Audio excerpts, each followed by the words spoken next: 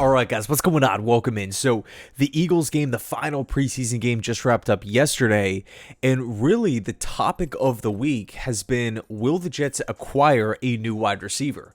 And we've seen a ton of different names kind of being discussed, being debated by fans, whether it be Christian Watson, Romeo Doubs, Adam Thielen. And Rich Cimini actually put out a tweet about it, right? Just kind of like essentially just naming players to watch, and you get the feel that Cimini's not just randomly throwing names out of a hat like, oh, maybe this guy, because the 2 to 3 names that he chose, I felt like were very, very specific. So the first name up here, Alec Pierce. This is someone that Kevin from Buffalo Jet Fan was recently talking about. We did a collab video kind of breaking it down, but I mean, if you take a look at Alec Pierce, this is someone who I think right off the bat slides in beautifully because instantly, he's the second best wide receiver on the team. He would be a good counterpart to Garrett Wilson because of the size and play style.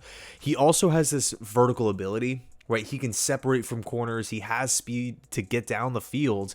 That's something that the Jets just don't really have a lot of. Yes, of course, Arian Smith, but hey, if someone else can bring that as well, awesome. He's in the prime of his career. He's in a contract season, so there is maybe some debate, okay, with A.D. Mitchell, someone who slid to the Colts in the second round. Not many people actually had him going in round 2. The fact that they were able to land him in that class was awesome. And then, of course, they also have Michael Pittman. Pierce is also coming off the best season of his career. So if the Colts don't envision an extension coming for Pierce, do they get out in front of it, maybe trade Pierce before the season starts, because there's plenty of teams that need wide receiver help, and recoup a draft pick? Right now, the Colts are in a little bit of a weird, well, not even a little bit, they're in a freaking weird situation, right?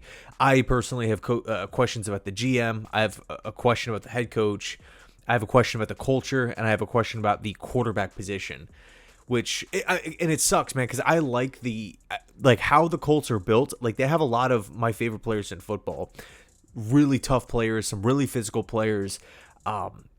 You feel like the core is there, but it's just like they're not hitting on the major aspects of the team, and it's just holding them back. But anyway, Alec Pierce would be an awesome fit for this Jets team.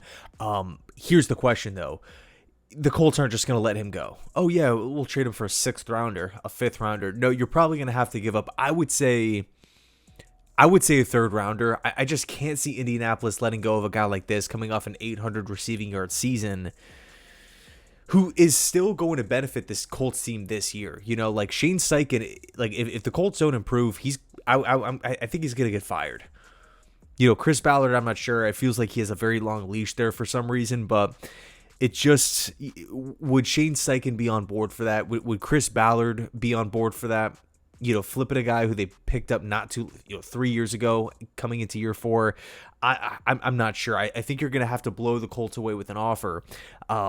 And also, you feel like since everyone's been talking about Alec Pierce, like there's been team after team after team after team that has been like linked to Pierce, right? The Steelers have been linked, the Vikings have been linked, the Buffalo Bills have been linked. So are the Jets really in this position to try to outbid these other teams that are, gunning for playoff pushes?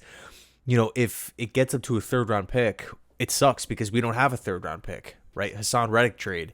So I do not want to trade a 2nd round pick. To me, this is not the draft class to be trading away a 1st or a 2nd round selection. It's just, you feel like this draft is going to be pretty damn good. Of course, we still have a whole college season in front of us here, but for me, a 2nd round pick for Alec Pierce is just way too much, in my opinion. Now, look, if the Colts want to let him go for a 4th, okay, I'll pick up the phone and start negotiating. I think that does maybe make some sense. But a 2nd, I mean, look at what George Pickens just went for, so it's, I don't know. I just think we're in a tough position, right? Because it feels like Pierce's value is something that the Jets just don't have. So you either have to overpay or undershoot, of course, depending on the market. But I don't see a situation where Alec Pierce would become available, hit the trade block, and no teams are interested. That just feels very, very, very unlikely. But the next name that Rich Cimini mentioned, well, he also mentioned Tim Patrick. I just, he was out there for so long as a free agent, and the Jets just, like, all the beat reporters were saying that it was, Tim Patrick to the Jets, Tim Patrick to the Jets. It didn't happen. He goes back to the Lions.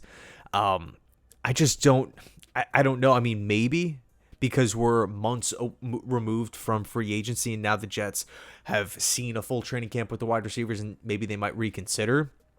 But I don't know. Tim Patrick to me just kind of feels like, I guess if Tim Patrick is the answer here at wide receiver, if that's the big name acquisition, we really have to ask the question, how much of a needle mover is this move, if at all? But another name that Rich Cimini mentioned, which I think is pretty interesting, is Tyler Scott of the Bears. Now, Scott doesn't have a ton of volume. He doesn't have a ton of production. He doesn't have, this crazy backstory of statistics and incredible plays and moments for the Bears. But this is someone who I feel like, if he slips through the cracks, because the Bears have a pretty deep wide receiver room, if he makes it to the open market, you can A, reunite him with Justin Fields, B, you can kind of put him in the role that a lot of people, in my opinion, Tyler Scott kind of reminds me of someone who you can say, you can be what we thought Corley would be. And I hate to say that because Corley was just drafted, a couple years ago, and we all know the story, right? JD, wide receiver 4 over Brian Thomas,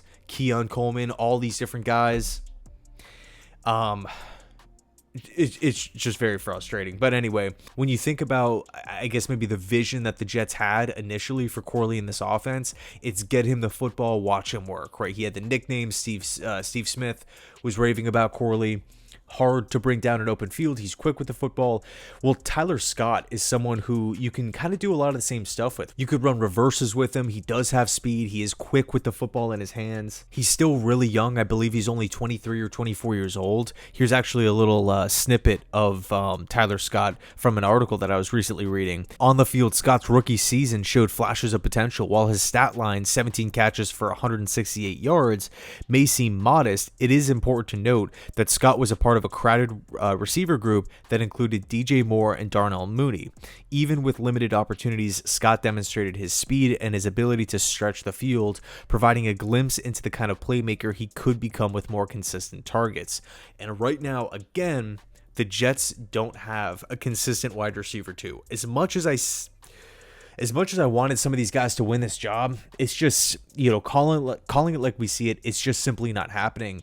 I like the development of Arian Smith. That's awesome, but I think it's a little unfair to say, hey, you're our wide receiver too. You're our second primary option in this offense, coming in as a 4th-round rookie. I don't know, when you were already overdrafted by draft analysts and whatnot, it just feels like it's a little bit too much to put on his plate. I would like to see Arian Smith develop at his own pace. I'm also really loving what I'm seeing from Brandon Smith, right? He's a preseason standout. I mean, this guy just continues to make plays. Eventually, maybe he could work his way up to that position, but as of right now, a couple weeks before the start of the season here, I think we need to add at least one more player to this room. One more player. And of course, you could pose the argument, okay, well, Tyler Scott, is he really someone that's going to come in and change how defenses play against the Jets? No, probably not. But I do feel like he does add a dimension to this Jets offense that they don't currently have, especially if Malachi Corley doesn't make the team. Right? Xavier Gibson, I believe he's still dealing with the shoulder injury. So, if you're debating like a Tim Patrick or a Tyler Scott, I think I would opt for Tyler Scott because you just feel like there's some untapped potential there. And with Tim Patrick, you feel like he's kind of tapped out. We know exactly who he is. And at this point, the Jets literally chose Josh Reynolds over Tim Patrick. So, yeah, let me know your thoughts down below in the comment section. I think there's some other names out there, right? Maybe some of the younger Patriots wide receivers. By the way, I don't think he gets cut because of the contract, but you have all these different Kyle Duggar rumors. I mean, man, that would be such a big time addition if he somehow hits the open market and the Jets can claim him. Damn, that'd be crazy. But yeah, let me know your thoughts down below in the comment section. I'm eager to dive into the comments and really see where you guys stand on this. But yeah, anyway, thanks so much, and as always, go Jets.